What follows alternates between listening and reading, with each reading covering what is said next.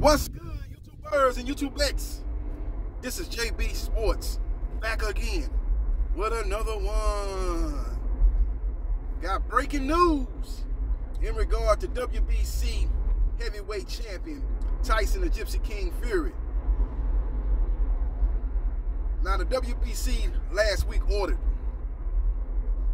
that Tyson Fury would get 80% of the purse split versus WBC interim heavyweight champion Dillian Whyte. Whyte will be getting 20% of the purse split. Now, his promoter, his UK promoter, Frank Warren, aka Fish Eyes, did an interview with IFL TV. And he revealed that Tyson Fury's next fight will take place on March 26th, and he's reserved a venue in the UK. Now, I didn't catch if that venue was going to be an outside stadium or indoor arena, but his next fight will definitely take place on March 26th. With that being the case, that leads me to believe that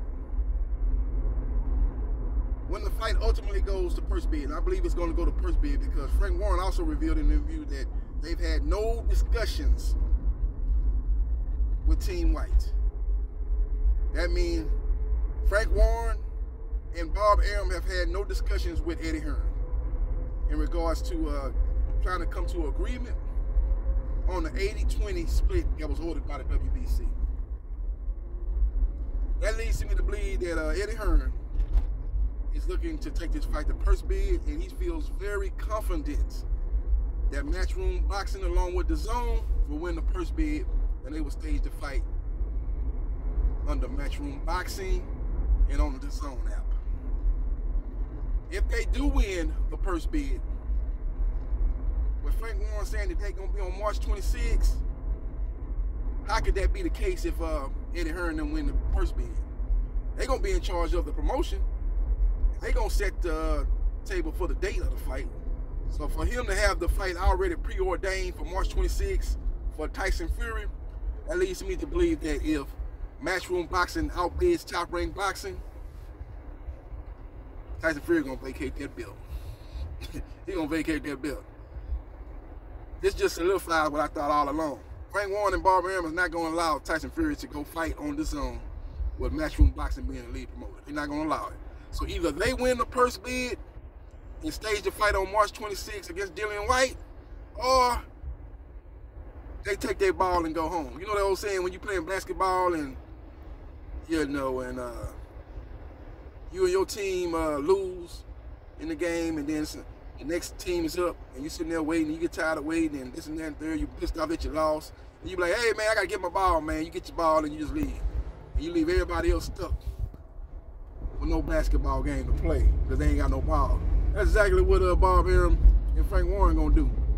They gonna take Tyson Fury, who's the recognized lineal heavyweight champion and the recognized Ring Magazine heavyweight champion. They gonna put them two titles on the line against someone other than Dillian Whyte. If the fight is promoted by Matchroom Boxing and shown on the DAZN app, that means that Matchroom Boxing won the purse bid. So basically, it's gonna boil down to this: either Top Rank Boxing wins the purse bid, or we ain't gonna see Tyson Fury versus Dillian Whyte. That's what it boiled down to.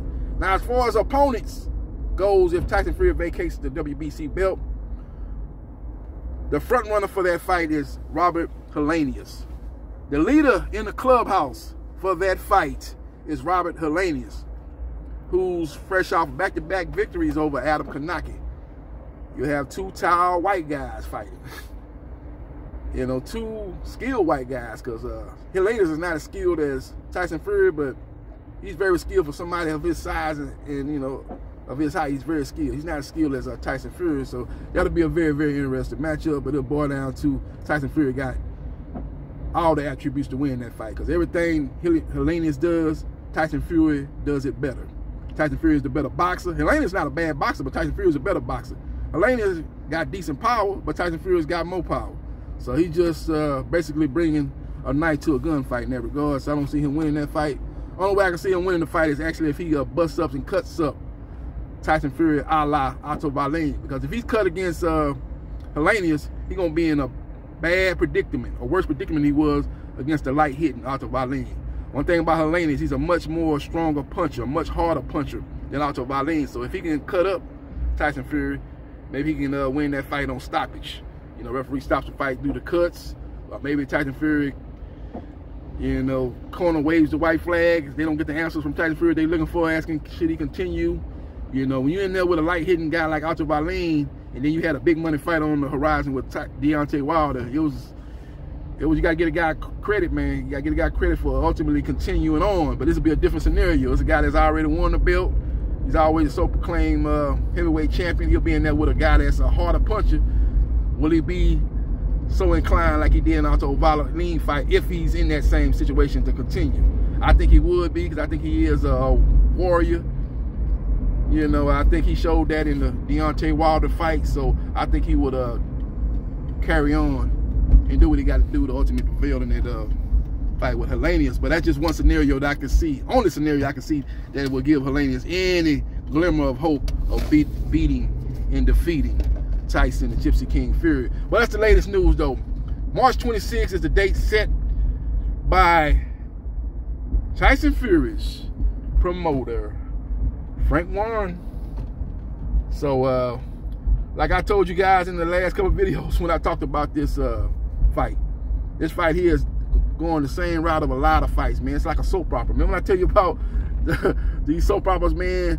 You know, they got the same storyline, the same plot that keeps coming back over and over again. It's the same situation in regards to this fight, man. You got Fury and Whyte. Whyte not happy with the purse split.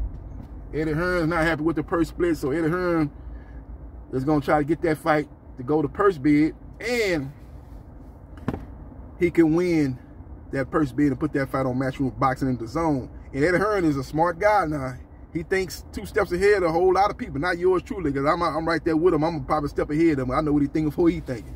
But I'm just messing with you. But with all that being said, he knows that Bob Arum is not going to want to have that fight and one of his top fighters go to the zone and fight with Matchroom Boxing being the lead promoter. So he already knows there's a high probability that they will vacate the belt, and then they will elevate Dillian Whyte, and then they will order Dillian Whyte to take on Deontay Wilder. And that's the fight Eddie Hearn been trying to make for the last 4 years. He wanted to make that fight actually more. He preferred that fight more than the Deontay Wilder Anthony Joshua fight, as he tried to push that narrative right after Dillian Whyte beat Lucas Brown, even though at that time Deontay Wilder had made his desires known as to wanting to fight AJ. So we will see what happens, excuse me, and we will see what transpires. But again, like I said, the most likely scenario, we get Fury versus Helenius in the UK for the Ring Magazine and lineal heavyweight titles, and we get Dillian Whyte defending his new WBC belt against #1 contender Deontay the Bronze Mama Wilder. Follow me on Twitter, JBsports 3303. Hit the like button if you like the content of this video, and share this video, and subscribe to JB Sports, the man, the myth, the legend, and I holla.